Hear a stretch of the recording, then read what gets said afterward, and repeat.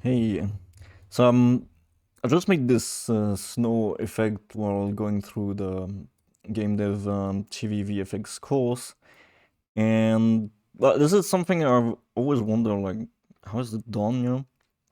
So I'm really glad that they thought it, and so yeah, I wanted to show it real quick.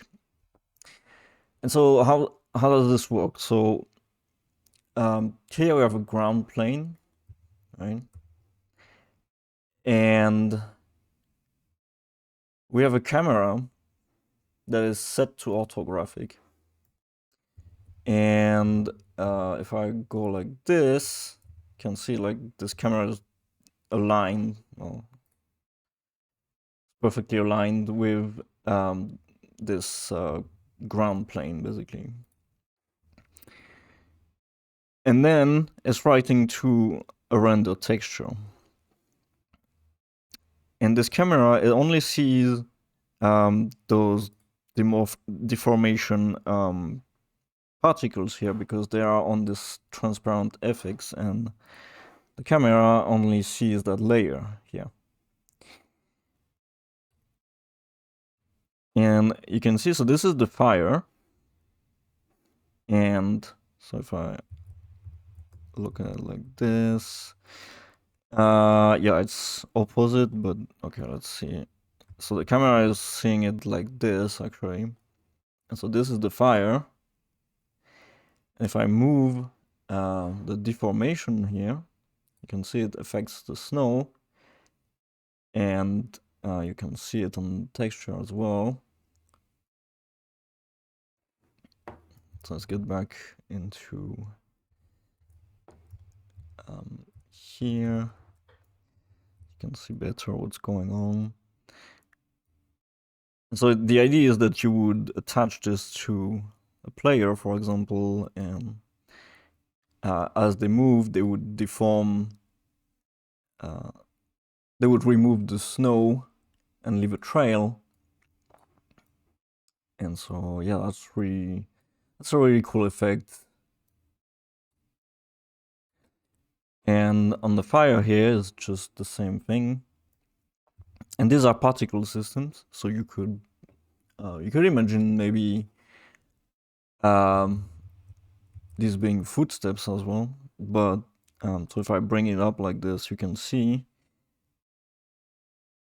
that it's actually a particle system that's spawning kind of randomly over time around it, and this is what creates this displacement around.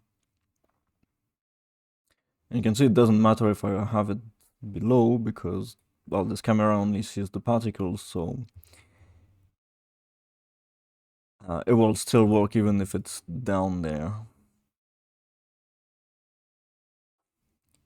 Let me add a bit more. So we have something that looks a bit more like it.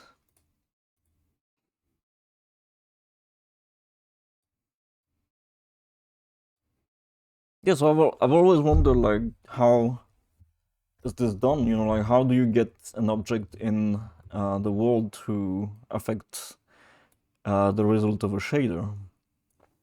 And so if we go into the shader, we can see that it's reading from the texture.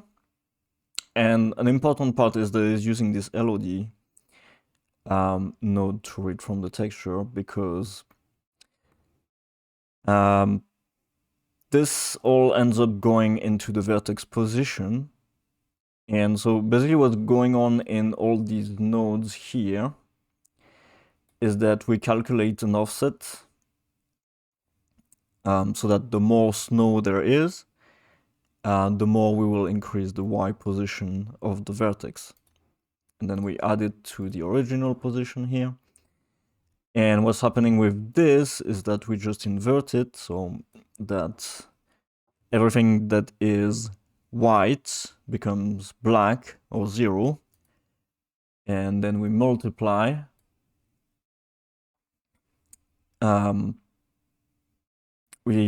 this with the height that we calculated initially. and yeah, so whenever we have 0, it will cancel the height displacement, and so that's what's happening.